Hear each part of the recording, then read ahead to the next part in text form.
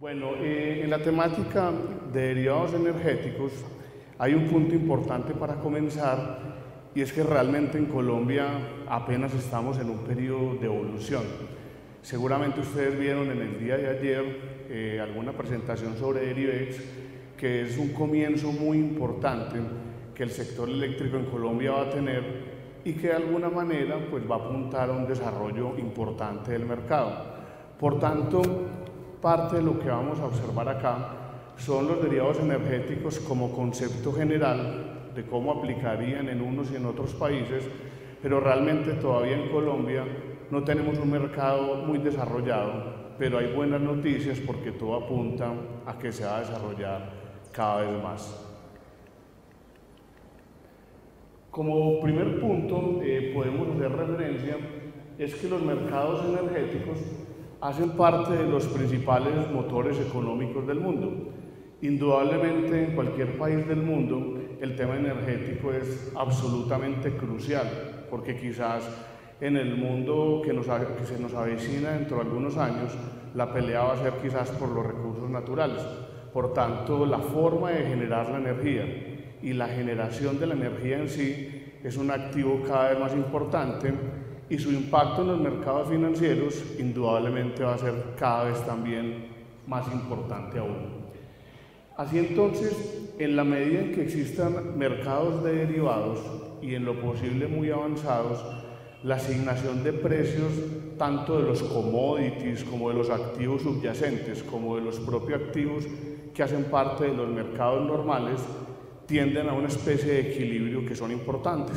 Por eso en la medida en que los derivados en el sector de energético se dinamicen, como están dinamizados en algunas partes del mundo, y ojalá así sea en Colombia, apuntarían a una mejor referencia y a una mejor trazabilidad en los mercados. Un punto importante es que los derivados energéticos no tienen tanta historia como tienen los derivados que ustedes seguramente conocen o han conocido, como los de metales preciosos o como las mismas bolsas de valores. Los mercados energéticos son mercados que comienzan su desarrollo más o menos en la década de 70, cuando se da la crisis del petróleo. Pero el petróleo ha sido usualmente conocido como el activo de mayor trazabilidad y de mayor desarrollo en el mundo en lo que tiene que ver con mercados energéticos. Dentro de un momento vamos a ver que la energía como tal, sacando al petróleo de lo que es la energía, tuvo su desarrollo unos años posteriores. Uno de los puntos que ha afectado en general en el mundo el desarrollo de los mercados energéticos es que este sector, por ser un sector estratégico para cualquier país y por ser un sector estratégico para cualquier economía, ha tendido a ser un sector fuertemente regulado e incluso con una alta participación del Estado. Indudablemente ningún país ni ningún gobierno quisieran dejar sujeto el manejo de la energía a particulares, máxime cuando es un bien escaso. Sin embargo, lo que ha demostrado la práctica es que ya desde más o menos la década de los 90, este sector ha comenzado una desregulación. Por tanto, este negocio de los mercados energéticos y de los derivados principalmente, no tenemos muchos años de historia, pero eso se convierte más en una oportunidad que en una amenaza en sí, porque lo que se viene quizás va a ser algo mucho más interesante de lo que ha pasado. Un punto importante es que los mercados de derivados también tienden a estandarizarse, como seguramente ustedes lo han visto en algunas presentaciones, y eso lleva a que los mercados sean cada vez más formales. Seguramente ustedes han escuchado los mercados OTC, que son mercados over the counter, es decir, mercados por fuera de los mercados regulados, en donde las condiciones se pactan entre los agentes. Aquí, en la medida en que logremos que los contratos de derivados se logren estandarizar, que hacia eso apunta Colombia, como sucede con otras partes del mundo, eso debería ayudar a tener una mayor referencia o una mayor transparencia del mercado. Y por último, en estos conceptos generales, los mercados financieros tradicionales tienen en los países industrializados el suficiente desarrollo. O sea, no podemos negar que el mercado de commodities en la Chicago Board of Trade, que es una de las principales bolsas de derivados del mundo, es muy dinámico. y esos han avanzado mucho y los volúmenes transados podemos llegar a hablar incluso hasta de trillones de dólares, o sea, son grandes cantidades de dinero las que se mueven. Pero estos mercados energéticos, ahorita en una grafiquita que les voy a mostrar, se van a dar cuenta que son importantes, que mueven recursos, pero que de alguna manera no tienen el nivel hoy, por lo menos de volumen tan grande como tienen los mercados que se han venido construyendo a lo largo de los años. Principal razón, porque estos mercados apenas en la década de los 90, los mercados de derivados energéticos, es donde se comienza la desregulación mundial. Los gobiernos comienzan a salir de la actividad eléctrica y empiezan a que los privados sean a los que lleven a que el mismo precio sea construido con señales de mercado. Por tanto, sí quiero ser muy claro en eso y es que ustedes distingan que no es lo mismo mirar un mercado de commodities de una materia prima tradicional o un mercado de commodities de un metal precioso con el mercado de derivados energéticos. ¿Por qué? Porque el mercado de derivados energéticos apenas está en evolución. Adelantándome un poco al final de la presentación, Colombia está en esa transformación. Colombia hoy tiene un mercado de energía muy desarrollado, que incluso tiene desarrollos que son tomados de estándares internacionales, y lo que uno pensaría es que en la medida en que el mercado del activo subyacente solo, es decir, cuando hablamos de mercados de derivados energéticos decimos que el activo subyacente es la energía, pero si el mercado de energía funciona bien, el mercado de derivados así también lo debería hacer. Por tanto, yo creo que Colombia, o pensamos nosotros que Colombia va en la dirección correcta, porque hoy tenemos un mercado de energía que asegura confiabilidad, un mercado de energía en Colombia que permite que estemos tranquilos, que a pesar del calor que estamos sintiendo acá en este momento, eso de alguna manera antes aterraba a la gente porque podría haber un fenómeno del Niño. No, hoy en Colombia, a pesar de que tenemos esos fenómenos que nos pueden afectar, tenemos un mercado energético preparado para el futuro y más aún con unas grandes perspectivas, tanto para el mercado energético solo como para el mercado de derivados energéticos que tiene el activo subyacente enmarcado dentro de la energía. Bueno, realmente los mercados energéticos desde el punto de vista teórico o los mercados de derivados energéticos, teóricamente, no se salen del esquema tradicional de lo que son los mercados de derivados normales. O sea que aquí no vamos a encontrar figuras financieras específicas que no existan en otros mercados, no. Los mercados derivados como concepto genérico son uno y se van aplicando en la medida en que los activos subyacentes vayan encontrando madurez. Encontramos desde el punto de vista teórico un mercado que es el mercado spot, que es un mercado en donde las partes se encuentran y empiezan a hacer negociaciones. Una de las características interesantes del mercado spot es que no pueden existir acuerdos entre las partes, porque generalmente son mercados ciegos, es decir, que normalmente uno no sabe quién le está vendiendo, porque en la medida en que yo sepa quién está vendiendo o quién está comprando, pues ya empieza un tema de la calidad del riesgo crediticio de la contraparte que el mercado spot no contempla. Entonces, en el mercado spot, en mercados energéticos o en cualquier mercado, simplemente hace referencia a lo que es el día a día, a lo que se transa y a lo que se hace. En el mercado energético, que lo tenemos, en Colombia tenemos un mercado spot, o sea, una bolsa de energía, la calidad del producto es muy homogénea, es decir, todos venden la misma energía. Nadie dice, hombre, yo vendo esta energía porque te va a dar más fuerza, no, porque la energía le llega a la casa, independientemente de que se le entregue a uno, le llega con la misma potencia. Prende el computador a la misma velocidad, prende el radio en la emisora que yo quiera. Y si me la vende una persona o me la vende otra, no me va a prender más rápido, o sea, tiene una homogeneidad específica. Tiene sí una característica bien especial el mercado de energía, y es que la energía no es almacenable. ¿Por qué? Porque por muchos embalses que uno tenga, yo no puedo decir, vamos a dejar 5 años este embalse con el agua aquí guardada y dentro de 5 años empezamos a generar energía, porque el agua se evapora. Entonces, la gran característica de este mercado, y que quizás lo hace más difícil de concebir en la negociación diaria en los mercados de derivados, es que este mercado significa no hay almacenamiento. O sea, no puedo almacenar el agua, no puedo almacenar la energía. De hecho, no sé si ustedes se han dado cuenta que uno de los principales problemas de los carros eléctricos es el almacenamiento. O sea, ¿cómo logra uno en un carro eléctrico tener baterías para estarlo permanentemente cargando para que el carro funcione? No suena lógico uno tener 20 baterías en la maleta del carro porque entonces ya tendría uno que tener el carro para guardar las baterías y para guardar la ropa, la familia y las cosas que uno lleva. Ese es el gran problema de la energía, cómo se almacena. En este caso no hay almacenamiento, no hay manera de guardar la energía, lo cual hace que el mercado sea todavía más difícil de manejar. Otro mercado es el mercado OTC. Por OTC se identifica Over the Counter. Over the Counter, como les decía hace un momento, son mercados por fuera de los mercados principales, pero que apuntan a lo mismo, a comprar y a vender activos. Quienes asisten a este tipo de negociaciones las hacen por fuera de los mercados que se consideran mercados regulados. Aquí, en este mercado, se pueden hacer forwards, que los forwards son contratos de futuros. Aquí los podemos hacer en este mercado desde el punto de vista conceptual. No estoy diciendo que en Colombia específicamente lo podamos hacer. Conceptualmente existe la posibilidad de que así se pueda desarrollar. Y también, aparte del forward, existe la opción. La opción es donde yo hago la posibilidad de comprar o vender algo, más no la obligación. En el forward sí existe una obligación de cumplir la operación. Es un contrato entre dos partes, en donde las partes se tienen que comprometer a respetarlo, pero que la regulación del contrato es bilateral, entre el que lo hace, lo compra y quien lo vende. En ese caso del forward hay una obligación. En la opción no hay obligación.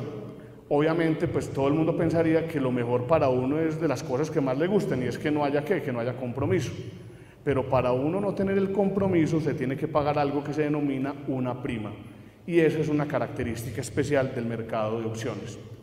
Y conceptualmente tenemos el mercado denominado el mercado organizado, que en este mercado es lo que nosotros conocemos como los mercados de futuros. ¿Qué significan estos mercados de futuros?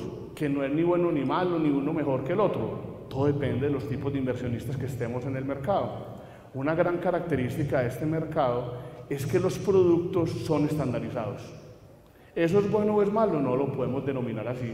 Las cosas son buenas o malas dependiendo desde la perspectiva que cada inversionista lo mire. Pero al que le gusten las cosas muy reguladas, pues quizá le gustará mucho el mercado de futuros. Pero tiene una desventaja, que tiene que acoplarse a los montos, a las cantidades y a las fechas que determine la bolsa de futuros. Por tanto, la gran diferencia con el mercado anterior, que era el de forward, era que el forward es como un traje a la medida de la persona. Se le toman las medidas, se le saca el largo, el ancho y con eso se hace un traje. En el mercado de futuros no hay traje. En el mercado de futuros le dicen a uno, este es el vestido. Si le sirve, póngaselo. Si no le sirve o no se acomoda a sus necesidades, no lo puede utilizar. Entonces, en conclusión, digamos que los tres conceptos que aplican a cualquier mercado, incluso el mercado de energía, en derivados, son estos tres conceptos. El mercado spot, que es un mercado de bolsa, es un mercado de contado, es un mercado de día a día. El mercado que teníamos, el OTC, un mercado desregulado, traje a la medida del cliente, lo que el cliente piense. O el mercado de futuros, en donde en ese caso hay que ajustarnos a unas reglas de juego específicas determinadas por la bolsa que lo esté manejando. En general, la gran diferencia, pues esto pues creo que ya lo he dicho en la presentación, entre el mercado organizado y el OTC, pues son básicamente las que les acabo de decir. En el mercado organizado hay estandarización, en el mercado OTC no hay estandarización. Recuerden que el traje es como lo quieran, mientras que en el mercado organizado no. El lugar en el mercado organizado es específicamente en un lugar, que debe ser un lugar especializado. Por ejemplo, la Chicago Board of Trade, que es la bolsa más grande de futuros del mundo. Mientras que en el mercado OTC, pues no hay un lugar. Pueden ser muchos lugares en los que se pueda hacer la transacción. Hay una gran diferencia que quizás se me pasaba cuando les mencionaba el mercado organizado, que sí vale la pena mencionarla. Y es que en el mercado organizado hay cámara de contraparte. Y eso sí hay que ponerlo con subrayado rojo. Esa es una característica absolutamente importante. ¿Qué quiere decir que haya cámara de contraparte? Que teóricamente el riesgo de contraparte no existe. Es decir, en un mercado teóricamente normal es posible que yo compre un activo y que si el activo baja o sube mucho de precio, una de las dos partes no cumpla la operación. Eso puede pasar. La gran ventaja cuando existe cámara de contraparte significa que alguien que es un tercero nos va a decir, si este señor no le cumple, le cumplo yo. Entonces le vamos a preguntar, ¿pero usted cómo lo hace? Yo lo que hago es que él me firma unos contratos y en la medida en que vayan pasando los días de la negociación, si el activo sube o baja de precio, yo voy haciéndole llamados al margen. Los llamados al margen es que de pronto la garantía que él colocó es insuficiente para garantizar el monto total de la operación. Por tanto, de manera permanente se va haciendo el ajuste del valor. Mientras que en el mercado OTC no tenemos esa garantía. Entonces sí quiero destacar que una gran diferencia y muy importante es la existencia de esta cámara de contraparte. En el mercado OTC se confía en las personas o en las instituciones. ¿La confianza es suficiente? Pues no sabemos. Hemos tenido casos incluso en Colombia donde firmas como Interbolsa se quebraron, eran muy confiables, pero ¿respondieron? No. Nos están diciendo que no le ha respondido a la gente, que mucha gente quedó con recursos comprometidos, no había cámara de contraparte. Entonces sí es importante. Y por último, pues es recordar que aquí son estandarizados, en el mercado OTC es a la medida de cada uno de los agentes y dependiendo del tipo de activo que se esté negociando, pues se piden ciertas condiciones especiales en este mercado organizado, más no en el mercado OTC. Ahora, en términos de los mercados de derivados más activos en el mundo, ¿cuáles son? Energéticos. Vamos a hacer referencia solamente a los energéticos. Vamos a mirar que tenemos la bolsa de Chicago, que les voy a dar algunas cifras importantes para que las tengan en cuenta. Tenemos la ICE, que también es una bolsa importante en el tema de futuros. La bolsa de Australia Stock Exchange, que es una bolsa que maneja también buenas cantidades en futuros energéticos, hago la aclaración. Y la Nord Pool, que es la de los países escandinavos, que es una de las más tremendamente interesantes del mundo. O sea, el tema de Escandinavia es algo supremamente interesante. Y anoté Derivex solamente para destacar que pues, obviamente no es la bolsa más líquida ni la más importante de derivados energéticos, pero es una apuesta que Colombia y el sector energético colombiano le está haciendo para el futuro de los mercados de derivados energéticos en Colombia. Algunos punticos generales, lo que tiene que ver con la CME, es la Chicago Mercantile Exchange. Esta bolsa en algunos mercados funciona con la bolsa de Nueva York. Como característica especial es que negocia, aparte de los derivados normales, en energía maneja petróleo, que es lo más común para todos nosotros, pero maneja gas natural, electricidad, carbón, e incluso emisiones de CO2. Esto sí que es un punto interesante.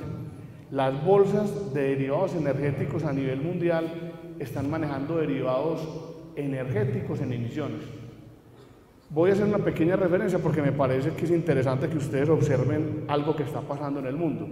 Y es, a raíz de toda la contaminación que se está generando a nivel mundial desde hace muchos años y por la industrialización de los países desarrollados, hace poco se está hablando de un protocolo que es el protocolo de Kioto. El protocolo de Kioto es un protocolo donde los principales países contaminantes del mundo en teoría se han adscrito con el propósito de bajar las emisiones de CO2 de manera unilateral. ¿Qué sucede? Que el nivel de desarrollo de estos países es tan grande que es muy difícil que logren bajar los niveles de CO2. Entonces lo que están haciendo es que ellos pueden comprar bonos de CO2 en estos mercados, del mercado spot o mercados de futuros, de países que hagan cosas para bajar las emisiones de CO2, en los cuales está Colombia. Por ejemplo, Isagen tiene una central en el Tolima muy nueva, que es la central Amoyá, que está vendiendo estos CO2, tanto en este mercado como en el mercado de derivados energéticos. Entonces, el protocolo de Kioto le dice a estos países, país industrializado, si usted no logra bajar las emisiones por una característica propia, por iniciativa propia, porque no quiera o porque no lo puede hacer, puede comprar estos certificados acá y se los valemos como una práctica sostenible de ese país hacia el medio ambiente. ¿Qué significa esto? Que es algo absolutamente novedoso. Y Colombia es un país ideal y muy promisorio en este tipo de cosas. En Colombia los recursos naturales abundan. Yo solamente les cuento, nosotros tenemos muchas reuniones con japoneses, chinos, con gente de muchos países del mundo. Y ustedes no se alcanzan a imaginar lo que siente esa gente cuando va a ver los recursos naturales que tiene Colombia. O sea, da envidia. Entonces somos un país aparentemente pobre, pues así lo pensamos, pero nos ven como un país rico, porque es que nos sobra el agua, nos sobran los recursos naturales, las especies marítimas, tenemos 2 océanos. Esas cosas son muy valiosas. Y eso nos hace que a futuro Colombia pueda seguir incentivando mucho este mercado de emisiones. Con lo cual cierro el paréntesis simplemente para que lo tengan en cuenta, están pasando cosas interesantes en este mercado de emisiones. Y el mercado de derivados, solamente saqué una gráfica del último mes, por ejemplo, en donde se observa en la línea azul la participación evolutiva, es decir, cuánto corresponde los derivados energéticos en el último mes en esta bolsa en función del volumen total negociado en derivados. Y en promedio no pasa del 13%. Puede verse de 2 maneras, o se maneja muchos derivados que no son energéticos, o los derivados energéticos son muy pocos. Quizás la conclusión, de acuerdo a nuestros estudios, es la primera. O sea, los derivados financieros son absolutamente grandes, se manejan cantidades, pues no digo que infinitas, porque es muy ambicioso, pero se generan cantidades absolutamente grandes de negocio. Y los mercados de derivados energéticos van funcionando, pero hoy por hoy apenas representan en esta bolsa, por ejemplo, el 13% del volumen total negociado, con lo cual pensamos que es un mercado todavía con muchas fases de desarrollo. Otra bolsa, la Intercontinental Exchange, es una bolsa que está principalmente en Londres, en donde también se negocian derivados. Estas bolsas de derivados, recuerden que les he dicho que no tienen muchos años de existencia. ¿Por qué? Porque son mercados, como les decía ahorita, mercados más en vía de desarrollo, un mercado que apenas está como consolidando. Dentro de los productos interesantes que se manejan el gas natural, la electricidad, el carbón y las emisiones. Vuelve a tener en cuenta el tema de las emisiones. O sea, las emisiones en el futuro van a ser seguramente un mercado muy dinámico y muy retador para países como Colombia, que somos ricos en recursos naturales. Otra bolsa es la Nord Pool, que es la de los países escandinavos. Aquí hay una enseñanza muy interesante, que los países nos podemos unir para tener propósitos comunes. Aquí se han unido varios países escandinavos para hacer una bolsa e intercambiar energía entre ellos y hacer derivados energéticos futuros entre ellos mismos. ¿Qué se necesita? Tener buenas relaciones diplomáticas, buenas relaciones económicas, porque para uno poder mover la energía de un país a otro tiene que tener redes de transmisión. Uno no le puede decir, vea, le dejo la energía y lista, venga por ella. Bueno, y entonces ¿cómo nos la llevamos? ¿Cómo la transformo para podérmela llevar para el sitio donde yo estoy? Eso es muy importante. De hecho, en teoría, y tal vez todos no son economistas, la energía teóricamente es un bien no transable o un bien no comercializable, es un término económico. ¿Qué significa no transable? Que no puede ser intercambiado fácilmente entre los países. No porque no se quiera, sino porque es complejo. Si a Colombia le sobra la posibilidad de hacer proyectos de energía, tú no podrías decir, no, pues si a nosotros la energía nos sobra, vendamos en Estados Unidos, pero el problema es cómo se la mandamos. No podemos coger un avión y llenarlo de energía, ¿cómo la transformamos? ¿Y cómo llega el avión y vuelve y se transforma nuevamente en energía? No hay forma. Por eso en teoría se denomina que la energía es un bien no transable, económicamente hablando. Sin embargo, cuando los países se unen como estos, nos demuestran que cuando hay voluntad se pueden hacer las cosas. Colombia, por ejemplo, tiene exportaciones de energía a Venezuela y tenemos exportaciones de energía a Ecuador. En el futuro se está pensando, y aquí pues hablo un poco de Colombia, a pesar de que la diapositiva habla de los países escandinavos. En teoría se dice que se está buscando para Colombia como país de poder exportar energía a Chile. Pongan a pensar si Chile está 6 horas en avión de Colombia, ¿cuántos kilómetros de torres debemos construir para poder llegar a Chile? Eso es muchísimo. Pero para Chile, por ejemplo, la energía es un bien tan escaso y más aún barato, porque nosotros producimos energía en principal medida hidráulica, es decir, con agua, que es la más barata. Entonces la tendencia internacional es a perseguir estos modelos en donde los países se unan, hayan intercambios de energía normal como activo no subyacente, pero que eso inmediatamente movilice la creación de un mercado principalmente como el escandinavo, que es un mercado absolutamente energético. Tenemos países como Suecia, Finlandia, Dinamarca y Londres. Atienden a más de 370 empresas que están situadas en más de 20 países del mundo. Eso es algo muy interesante. Esos buenos modelos son los que tenemos que tener nosotros, esas referencias hacia donde tienen que tender nuestros países. Y la Australian Stock Exchange es una bolsa también muy interesante. Viene también en evolución, porque recuerden que solamente a partir de los 90 comenzó el sector de energía a manejar la desregulación.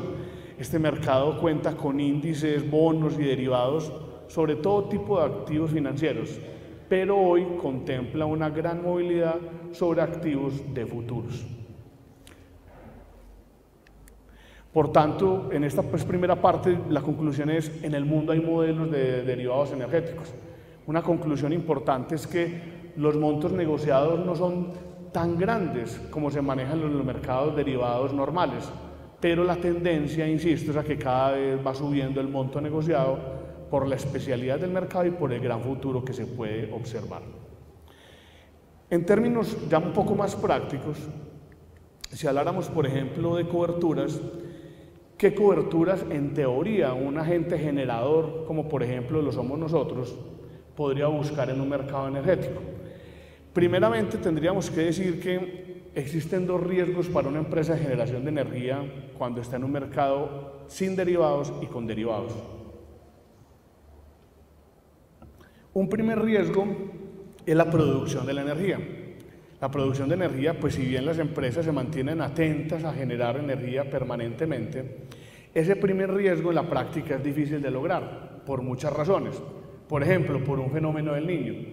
En un fenómeno del Niño el agua se vuelve escasa y por mucha posibilidad que una compañía de generación de energía quiera generarla, no lo va a poder hacer, porque no va a tener los niveles de embalse ni los niveles de agua para poderlo hacer. Por tanto, un primer riesgo que los agentes generadores ojalá quisiéramos cubrir es la producción de la energía, pero no producción con otra central, es tener que, si yo no la puedo generar por alguna razón, exista alguien en el mercado que esté dispuesto a venderme esa energía con un contrato que previamente hayamos establecido para yo poder atender todo lo que tengo contractualmente involucrado en el mercado. Entonces, ese es número uno.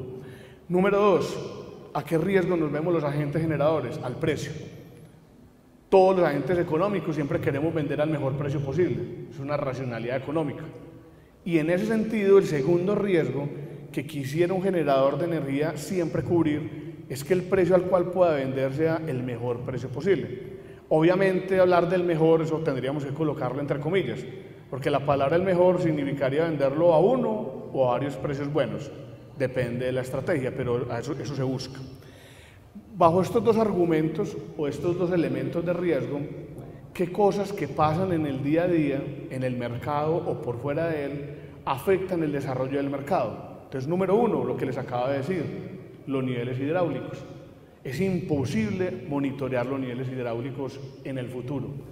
Ustedes dirán, pero bueno, ¿y cómo hacen los otros países? Alguien dirá, yo voy a Nueva York, me pongo una página en internet y me da la temperatura 15 días y eso se cumple. Entonces hay que decirnos que Colombia o estos países de por acá, de esta parte del continente, somos diferentes. Aquí, por muchos analistas y por mucha técnica que se tenga, nosotros estamos en el trópico, no tenemos estaciones. Y eso hace que muchas veces uno sale con la sombrilla, porque en el noticiero de las 7 de la mañana le dijeron a uno que va a caer un aguacero y resulta que todo el día hizo calor. O viceversa, este día va a ser un calor impresionante, entonces la gente sale ligera de ropa, sale más sport, cuando el aguacero es que lo deja uno en la oficina toda la tarde, no se puede uno ni mover. Eso puede pasar en estos países. De hecho, para la gente del exterior es difícil preguntarle a uno, ven, ¿y dónde puedo consultar la temperatura de estos 15 días para cuando yo vaya a Colombia lleve ropa acorde a eso? Tú uno le dice, miti, traiga ropa para la lluvia la mitad y ropa para el calor para la mitad, y ahí se va defendiendo, porque no tenemos forma de tener esos niveles de certidumbre, no porque no tengamos tecnología, sino porque el clima nuestro es un clima muy diferente. Entonces, en un país como Colombia, los niveles hidráulicos, por ejemplo, para controlarlos, son muy difíciles. Puede que le digan a uno que va a haber fenómeno del Niño, como aparentemente han escuchado que puede existir en el segundo semestre, y todo tiende a que pueda existir, pero en la práctica puede que no exista. Entonces es un elemento importante. Segundo, los niveles de gas. ¿Qué sucede? En Colombia, como en muchas partes del mundo, se genera con termoeléctricas. Las termoeléctricas pueden tener un insumo que es el gas, puede ser el carbón, el gas licuado, para que se produzca energía. Si hay limitaciones de gas, se afectan los precios del mercado. ¿Por qué se puede afectar el precio del gas? Porque hay una voladura de un oleoducto, porque un oleoducto entre mantenimiento, porque no haya suficientes conductos de transporte. Eso hace que se afecte directamente el precio. Por tanto, es una variable a tener en cuenta también al momento de poder entrar a determinar un precio. Los precios de los combustibles, los costos del transporte de este tipo de productos, si hay importaciones o exportaciones a otros países. Por ejemplo, Colombia hoy exporta a Venezuela y a Ecuador. Si existiera una condición de restricción, es decir, donde en Colombia necesitáramos energía, pues pensaríamos que la energía la tendríamos que dejar más bien acá guardada antes de exportarla, porque no tendría lógica que exportemos sabiendo que aquí la vamos a necesitar. Con la problemática que recuerden que la energía no es almacenable, con lo cual genera un inconveniente más en la práctica para poder manejarlo. Y el tema de la normatividad, siempre la normatividad en cualquier mercado va a ser un determinante. Así entonces les preparé 3 ejercicios sencillos solamente para que vieran a nivel conceptual cómo un generador, las cosas que suceden en el mercado las podría mitigar con estrategias de cobertura. Ahora, recuerden que en Colombia no tenemos mercados muy desarrollados todavía, o sea que esto suena más bien teórico que realmente práctico, pero lo que estamos construyendo con Derivex, todos los agentes del mercado, muy probablemente en algunos años, cuando se organice nuevamente este evento, vamos a contar noticias quizás mucho más diferentes porque el mercado va a estar más desarrollado.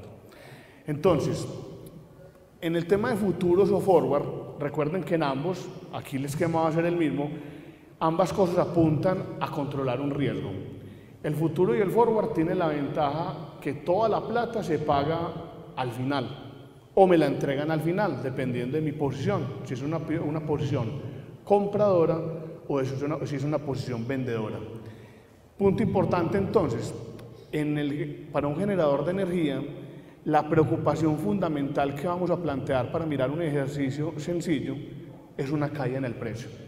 Si se cae el precio para un generador de energía, eso sería no muy bueno.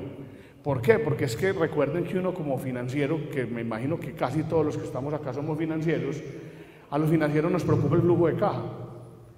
Y el flujo de caja es determinante, porque si no hay flujo de caja no cumplimos las obligaciones. Si no hay flujo de caja no pagamos la deuda. Si no hay flujo de caja no hacemos inversiones. Por tanto, para los financieros, para nosotros es absolutamente importante el mercado de derivados. Porque ¿qué hacemos con un derivado? Garantizamos ¿qué? El flujo. Que pudo haber sido más alto o pudo haber sido más bajo, eso es un problema. Con el agravante que a los financieros, cuando nos miran por el retrovisor, nos matan. Porque alguien le dice a uno el año pasado, o hace 5 años, oíste, hombre, ¿ustedes cómo hicieron coberturas para la tasa de cambio, hombre? Si uno más o menos olía, uno lo percibía en los sueños, uno sentía que la tasa de cambio iba a bajar. ¿Un financiero puede pensar así? No podemos pensar así. Los financieros tenemos que tomar decisiones. Obviamente con medidas y obviamente con estudios, pero no nos podemos quedar sentados en la oficina cruzados de brazos diciéndole al jefe, no veas, es que yo estoy leyendo una cosa de Walter Mercado y según lo que dice Walter Mercado, él piensa que las cosas del próximo año, de acuerdo al horóscopo, van a mejorar. Sí, entonces ¿usted qué me está haciendo para que mi empresa no corra riesgos? No, juguémonosla. Entonces uno diría, pero si ese negocio no es un negocio de dólares, no es un negocio de compraventa de dólares, sino que es una importadora. El juego será el mercado de pegarle el dólar un día y pegarle al otro día por un lado y el otro día por el otro. No. Los mercados derivados son precisamente ¿para qué? Para cubrirnos. Entonces los financieros, ¿qué hacemos? Buscamos coberturas a los flujos.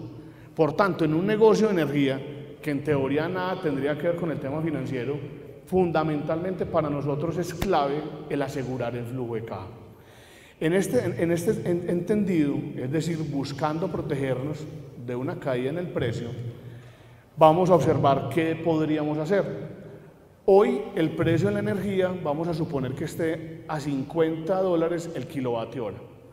Kilovatio hora es una medida pues universal para la transacción de energía, o sea pues que no se preocupen mucho si no entienden ese término, simplemente la unidad con la que se hacen negocios en términos de mercado de energía. Entonces hoy vamos a la bolsa, que es el momento T más cero, y encontramos que en el momento T más cero la energía se negocia a $50 el kilovatio hora. Tenemos unas personas dedicadas al riesgo que nos parecen de pronto extrañas, pero que todo el día son simulando y nos dicen, hombre, hemos hecho modelos de riesgo. Y resulta ser que de acuerdo a simulaciones de riesgo, hemos encontrado que más o menos en un periodo T más T, 20, 30, 40 días, el precio de la energía va a estar a $48 el kilovatio hora. Es decir, va a estar por debajo de lo que hoy está en el mercado.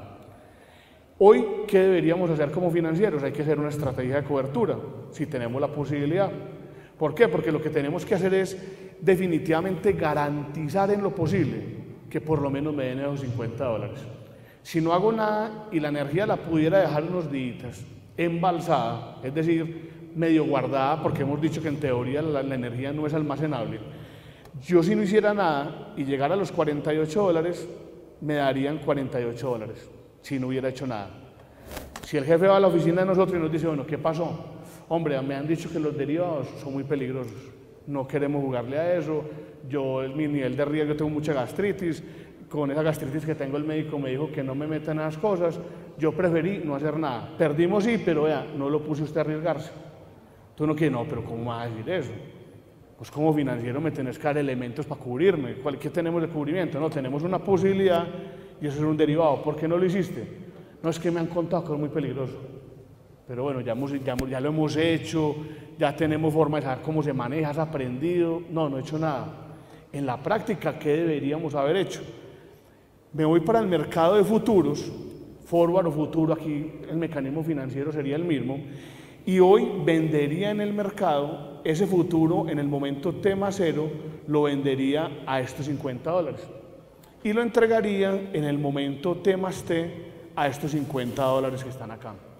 Pero entonces alguien dirá, pero bueno, pero si ustedes pensaban que estaba a 48, todo el mundo no pensaba que existiera 48. Pues no sería claro para todo el mundo que el precio sería 48. La respuesta es no, o no necesariamente. Porque si todos fuéramos para el mismo lado, no habría mercado. Si todos hoy pensáramos que el dólar bajara, todos tendríamos una posición. Si todos los del mercado pensaríamos que el dólar sube, todos tendríamos la misma posición. ¿Qué es lo que garantiza que hay mercado? Que hay personas que piensan que una cosa sube y hay otras personas que piensan que eso baja. Hombre, ¿hay efectos manada? Sí.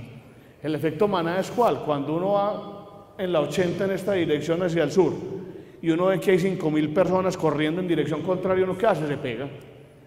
Y le pregunta al tipo en la esquina, dice, ¿qué pasó? Hombre, no tengo ni idea, yo venía por allí caminando, pero vi tanta gente corriendo en esta dirección que agarré. Y empiezan a preguntarle a todo el mundo y finalmente ninguno supo qué pasó.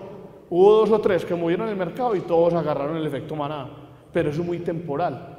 En los mercados organizados, ese efecto manada puede que se dé, pero no es un fenómeno que se dé de manera repetitiva, ni que se dé de manera habitual. Entonces, si hubiéramos hecho un contrato de futuros, hubiéramos logrado hoy vender a 50 y entregar en un T más T a $50 kilovatio hora la energía. Dicho de otra manera, hubiéramos evitado una pérdida de $2 por kilovatio hora. Eso es lo interesante de los mercados. El financiero, que podría haber pensado, hombre, qué bueno que me hubieran dado 55. Entonces uno le diría al financiero, vos dedicaste al negocio financiero, deja al señor comercial y al señor de la bolsa de energía que él se encargue de maximizar el precio. Usted concéntrese en asegurar ¿qué? El flujo de caja. Esa es la tarea absolutamente importante para nosotros los financieros, asegurar flujo de caja. Una segunda posibilidad, pero ya mirándolo desde la contraparte, es decir, desde alguien que necesitara la energía, alguien podría pensar, hoy la energía está a $50 el kilovatio hora, pero él requiere la energía, la necesita comprar.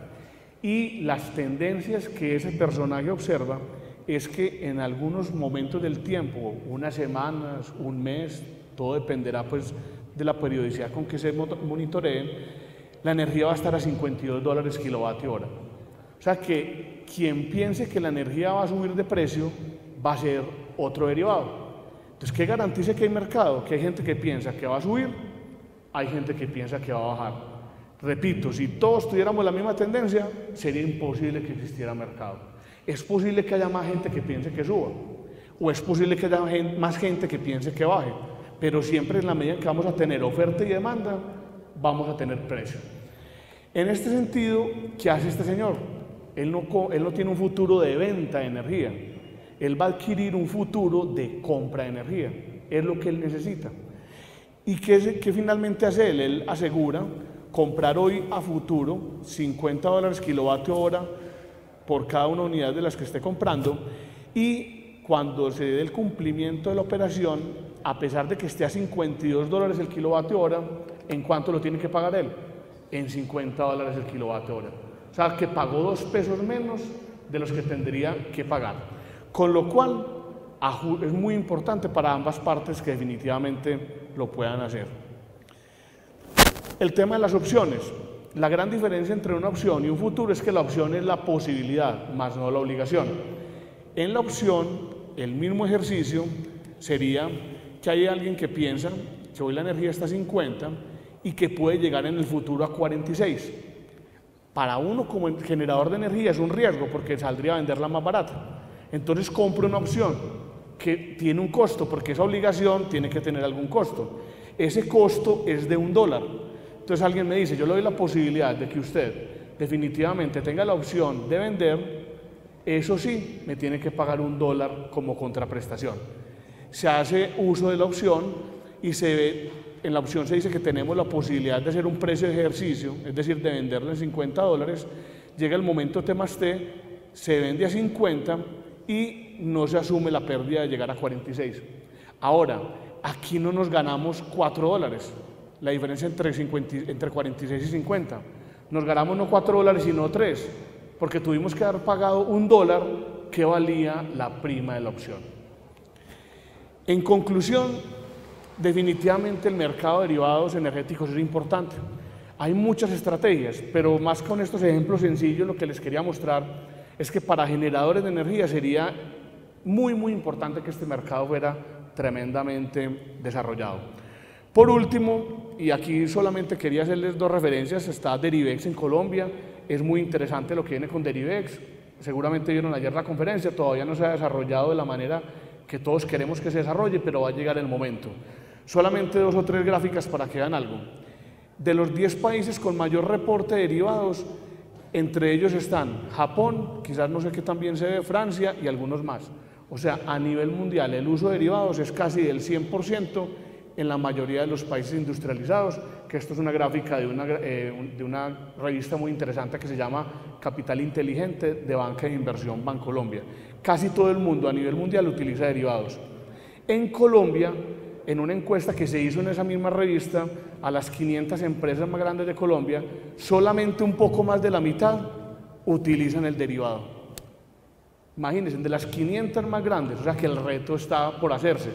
Este tema se ve complejo y ustedes en la universidad seguramente lo ven inalcanzable muchas veces porque no saben si tiene práctica. Cuando las cosas no se utilizan mucho, todo está lleno de oportunidades. Aquí esto está lleno de oportunidades. Y les preguntan a los empresarios, ¿qué tipo de riesgo cubre? El 96% de los empresarios cubre el riesgo cambiario. O sea, derivados energéticos es poco lo que se hace en Colombia. Pero el riesgo de la bolsa en Colombia, digo la bolsa de energía por la volatilidad es alto. Vean, en Colombia, desde el año 2003 está la evolución del precio de la energía en bolsa.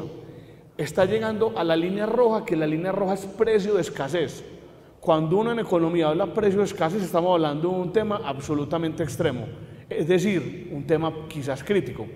¿Qué mensaje les quiero dejar con esto? Es, en la medida en que este mercado muestra que es volatilidad, significa, señores, necesitamos cobertura.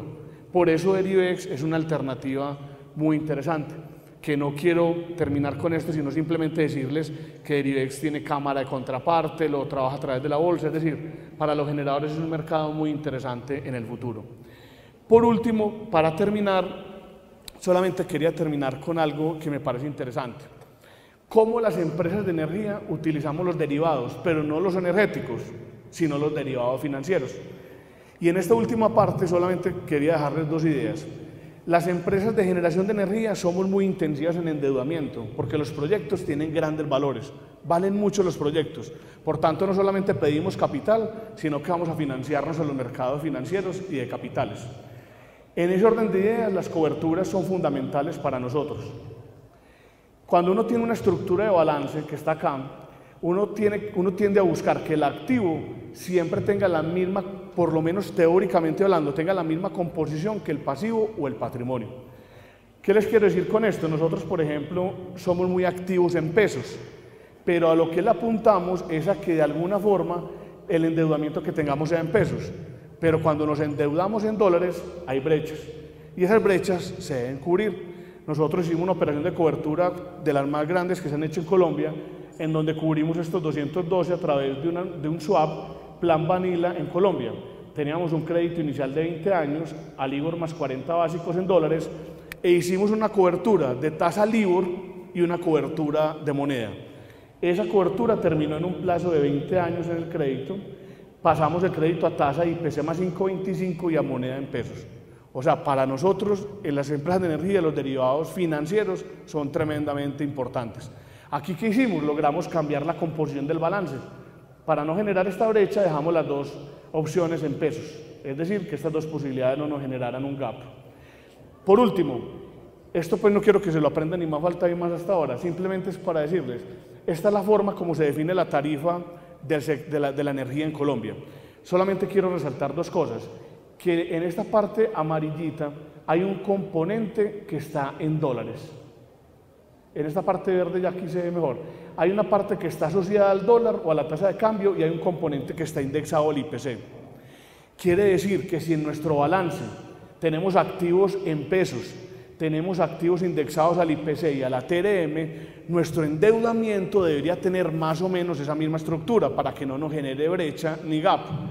¿Cómo la cubrimos? La cubrimos, la parte en dólares lo hacemos con cobertura natural. Obviamente aquí la cobertura pues no es una operación de derivado en sí, pero me garantiza que cubra el riesgo. Dos, utilizamos por ejemplo que la deuda cuando la sacamos en bonos o en deuda sea del IPC, porque en teoría entre el IPC y el IPP, que el IPP es la función de los activos, hay una correlación importante. Sin embargo, para que vean que el mundo cambia, hasta hace poco en Colombia el coeficiente de correlación entre IPP e IPC era muy grande, cambió. Ya no es. ¿Qué nos toca hacer ahora? Buscar entonces otro tipo de coberturas. Por eso dejo aquí que como uno de los retos importantes para nosotros es hacer coberturas de IPP, que no hay. Llamamos a los bancos la atención para que nos ofrezcan, que serían ideales para nosotros. Y por último, tenemos también deuda, por ejemplo, a ETF, y hace poco cambiamos la mitad de la deuda de la compañía, que son casi unos 1.6 billones de pesos, que quizás unos 850 millones de dólares, toda la cambiamos de pesos a ETF a IBR. ¿Para qué? Para hacerle cubrimiento en el IBR, que ustedes seguramente vieron ayer, que es un mercado que empieza a tener mucha liquidez en el mercado de energía. Simplemente para terminar es que, aparte de todo esto, venimos trabajando muy fuerte en normas internacionales de información financiera. Isagen es creo que la primera compañía en Colombia que tiene ya balance de apertura, que estamos trabajando en ello y que estamos dándole mucha importancia a las coberturas que son de valor razonable o de flujo efectivo bajo normas internacionales de información financiera. Es decir, todo esto tiene que ir de la mano y es como un rompecabezas. Espero que les haya parecido interesante la presentación y muchas gracias a todos.